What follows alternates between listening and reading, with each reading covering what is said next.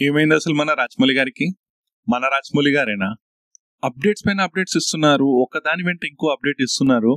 అసలు సినిమా ఏదో రేపో ఎల్లుండో రిలీజ్ అవుతుంది అన్నట్లు అప్డేట్స్ ఇస్తూనే ఉన్నారు. మొన్ననే 'కుంభ' అంటూ పృథ్వీరాజ్ సుకుమారన్ గారిది పోస్టర్ రిలీజ్ చేయడం జరిగింది. నిన్న అసలు ఎవ్వరు ఎక్స్పెక్ట్ చేయని విధంగా, ఎవరి ఊహలకు అందని విధంగా 'సంచారి' అంటూ సాంగ్ రిలీజ్ చేశారు. అది ఎంత చరిత్ర సృష్టించిందో మనము ఈ మధ్య కాలంలో ఎంత ట్రెండింగ్ లో ఉందో, ఎంతో వైరల్ గా ఉందో మనం చూసాము. దాని నుంచే మరొక మనము ఉంటే మళ్ళీ 'మందాకిని' అంటూ ప్రియాంక చోప్రా గారి పోస్టర్ రిలీజ్ చేయడం జరిగింది. అసలు ఏం చేయబోతున్నారు సార్? ఇవన్నీ కాదు అన్నట్లు మళ్ళీ 15th కి రామోజీ ఫిల్మ్ సిటీలో భారీ ఈవెంట్ చేయబోతున్నారు. దాదాపు 100 ఫీట్ల స్క్రీన్ తోని ఒక ట్రైలర్, 3 నిమిషాల ట్రైలర్, గ్లోబ్ ట్రాటర్ నుంచి ట్రైలర్ రాబోతుంది. సార్ అసలు రాజమౌళి గారంటేనే ఒక సినిమా అంటే అట్లీస్ట్ ఒక అప్డేట్ కి సంవత్సరం పడుతుందని చెప్పి మేము అనుకుంటాం. అలాంటిది మీరు అప్డేట్ల పైన అప్డేట్లు ఈ ఒక్క నెలలోనే ఇన్ని అప్డేట్స్ ఇస్తే అసలు సార్ నిజంగా ఏం జరుగుతుంది సార్? అసలు సినిమా ఈ సంవత్సరమే రిలీజ్ అవుతుందా సార్? ఈ డిసెంబర్ ఏదైనా ప్లాన్ చేస్తా సార్? సడన్ గా సినిమాని రిలీజ్ చేసి పడేస్తారా సార్? లేకుంటే నెక్స్ట్ ఇయర్ సంక్రాంతికి ప్లాన్ చేస్తున్నారా? అలా వస్తున్నాయి సార్ మీ అప్డేట్స్. ఏం జరగబోతుందో ఏమో అస్సలు అర్థం కావట్లేదు. సరే, రీసెంట్ గా 'మందాకిని' అంటూ పోస్టర్ రిలీజ్ చేశారు ప్రియాంక చోప్రాది. అది చూస్తే మాత్రము typical Bollywood action heroine poster ఎలాగైతే ఉంటుందో, బాలీవుడ్ మూవీస్ లలో యాక్షన్ హీరోయిన్ యొక్క రోల్స్ ఎలా ఉంటుందో నాకైతే అలానే కొట్టింది. ఆ గుహలు ఉన్నాయి, గుహల్లో 'మందాకిని' అంటే ప్రియాంక చోప్రా ఫైరింగ్ చేస్తుంది, శారీ పైన ఉంది.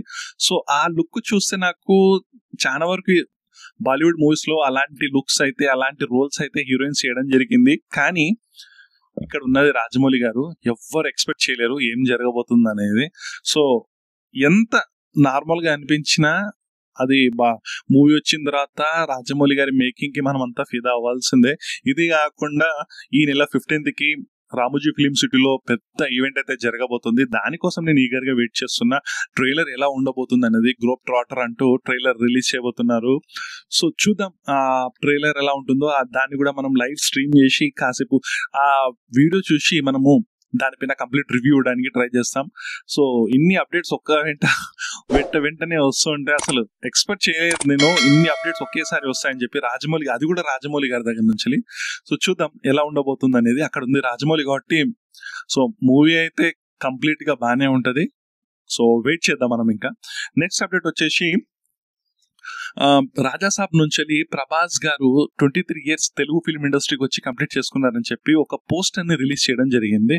ఆ పోస్టర్ చూస్తే రిలీజ్ చేయకుండా ఉంటేనే బాగుండు అన్నట్లు అనిపించింది.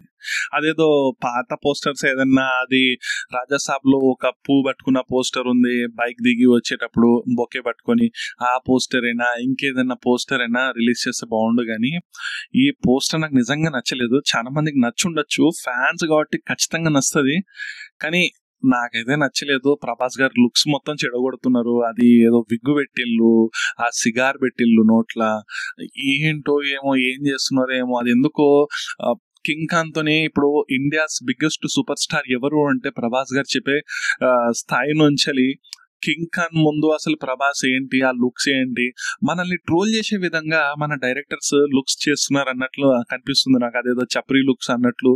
మన దగ్గర కూడా అలాంటి లుక్స్ ఎందుకు సార్? అసలు నిజం చెప్తున్నా, ప్రభాస్ గారు మంచి డైరెక్టర్ చేతుల్లో పడట్లేదు. మంచి డైరెక్టర్ చేతిలో పడితే ఒక సలార్ ఎలా ఉంటుందో, ఒక బాహుబలి ఎలా ఉంటుందో, సో ఆ రేంజ్ లో ప్రభాస్ గారి మూవీస్ అలానే ఉండాలి. అలా ఉంటేనే ఫ్యాన్స్ కేవలం తెలుగు స్టేట్స్ కాదు, ఇండియన్ ఆడియన్స్ మొత్తం పిచ్చోళ్ళు అయిపోతారు. సో నేనైతే అదే ఎక్స్పెక్ట్ చేస్తా. సరే, ప్రతి సినిమా పాన్ ఇండియన్ మూవీ అవ్వాలని లేదు, చిన్న సినిమాలు కూడా చేయొచ్చు తెలుగు ఇండస్ట్రీ వరకే. కానీ చిన్న సినిమాలు చేసినా ఇలాంటి లుక్స్ మాత్రం వద్దు సార్. కనీసం ఆ మిర్చి లాంటి లుక్స్, ఆ మిస్టర్ పర్ఫెక్ట్ లాంటి లుక్స్ సరే అట్లీస్ట్ కాకుండా అదేదో రిలీజ్ చేశారు కదా ఈ రాజాసాబ్ లోనే మీరు ఒక బొకే పెట్టుకొని వస్తారు, కంప్లీట్ అలా లుక్ అయినా ఉంటే బాగుంటుంది. కానీ మరీ ఈ లుక్స్ చూడలేకపోతున్నాం. నాకైతే పెద్దగా నచ్చలేదు. సరే, ఫ్యాన్స్ కి నచ్చచ్చు, అది వేరే విషయం. ఇది కాకుండా నెక్స్ట్ ఏంటంటే స్పిరిట్ లో కొత్త అప్డేట్ అయితే వచ్చింది. స్పిరిట్ మూవీకి సంబంధించి రీసెంట్ గా సందీప్ రెడ్డి వంగ గారితో రిపోర్టర్స్ మాట్లాడడం జరిగింది. సో రిపోర్టర్స్ కొన్ని అడిగిన ప్రశ్నలకు సందీప్ రెడ్డి గారు కొన్ని జవాబులు ఇవ్వడం జరిగింది. అయితే చిరంజీవి గారు అఫీషియల్ గా ఈ మూవీలో అయితే లేరు చెప్పేశారు. సందీప్ రెడ్డి వంగ గారు చెప్పేశారు, లేదు చిరంజీవి గారు ఈ మూవీలో లేరు. ఫాదర్ క్యారెక్టర్ ఏదైతే సోషల్ మీడియాలో బజ్ అయితే ఉంది కదా, సో అదైతే లేదు.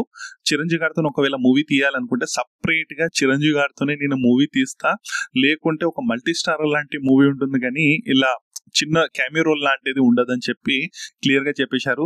సో ఇదే మీడియా వాళ్ళు డాంగ్లీ గురించి కూడా, కొరియన్ యాక్టర్ ఉన్నారు కదా, అతని గురించి కూడా అడగడం జరిగింది. సో దానికి ఎలాంటి జవాబు ఇవ్వలేదు. సో దీన్ని బట్టి అర్థం ఏంటంటే డాంగ్లీ గారు ఈ స్పిరిట్ మూవీలో ఉన్నారని చెప్పి మనకు తెలుస్తుంది. సో ఎందుకంటే ఇంత కరాఖండిగా చిరంజీవి గారు లేరు అని చెప్పినప్పుడు సేమ్ అదే రిపోర్టర్స్ డాంగ్లీ గారు ఉన్నారా అని చెప్పి అడిగితే దానికి ఎలాంటి సమాధానం చెప్పలేదు సందీప్ రెడ్డి వంగ గారు. సో దీన్ని బట్టి చూస్తే డాంగ్లీ గారు ఉన్నారు ఖచ్చితంగా. అలాగే వివేక్ ఒబరాయ్ కూడా ఈ మూవీలో ఒక యాంటాగనిస్ట్ అంటే ఒక విలన్ రోల్ చేస్తున్నారు. సో మెయిన్ విలన్ గా డాంగ్లీ గారు ఉండబోతున్నారు అని చెప్పి అర్థమవుతుంది. సో ఈ మూవీని నెక్స్ట్ ఇయర్ దసరా కల్లా కంప్లీట్ చేసి రిలీజ్ చేసే ప్లాన్ లో మేకర్స్ ఉన్నట్లు తెలుస్తుంది. చూడాలి, మరి వెయిట్ చూద్దాం. ఇప్పటివరకు అయితే ప్రాపర్ షూటింగ్ అయితే జరగలేదు. సో షూటింగ్ కూడా విత్ ఇన్ 5 to 6 months లో వైండప్ చేసి తీసుకొస్తామని చెప్పి చెప్తున్నారు.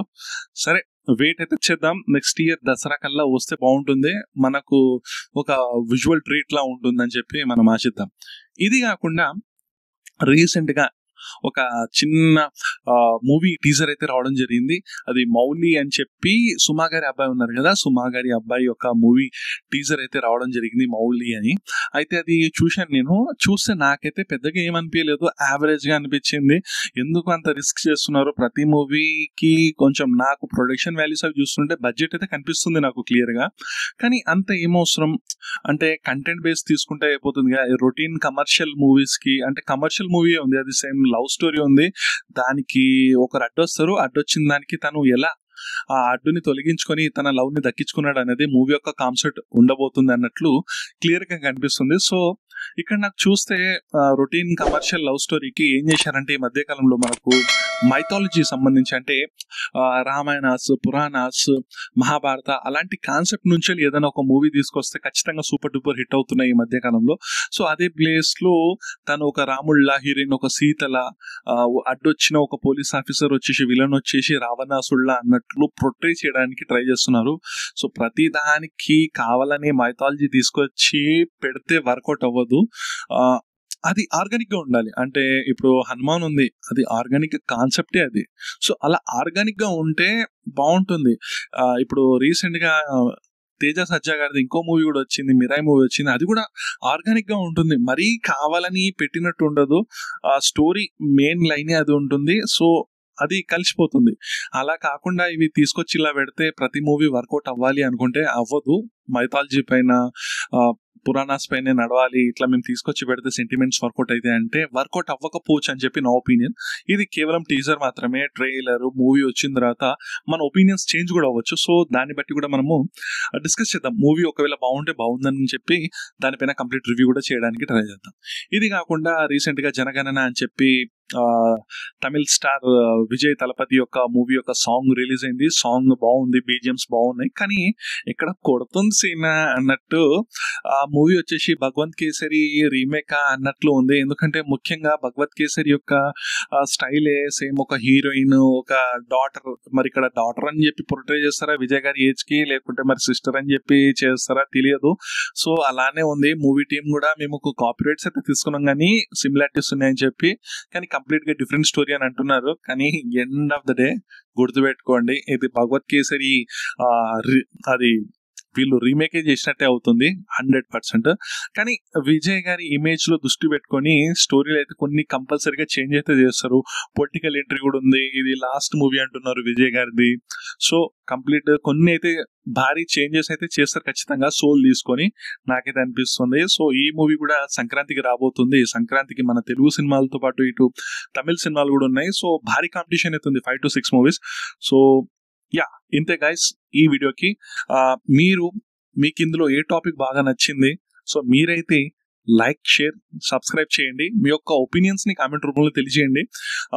మన నుంచి ఎంటర్టైన్మెంట్ వీడియోస్ వస్తూనే ఉంటాయి. మీరు మాత్రం మన ఛానల్ సబ్స్క్రైబ్ చేసుకొని బెల్ ఐకాన్ ఆన్ చేసుకుంటేనే మన వీడియోస్ మీకు డైరెక్ట్ గా రిలీజ్ అవ్వని వెంటనే మీకు వచ్చేస్తాయి. సో మీరు చేసేది ఏంటంటే ప్లీజ్ సబ్స్క్రైబ్ చేయండి. నాలాంటి వాళ్ళని చిన్న కంటెంట్ క్రియేటర్స్ని ఎంకరేజ్ చేయండి. మీరు హైప్ కూడా చేయొచ్చు నా వీడియోస్ని.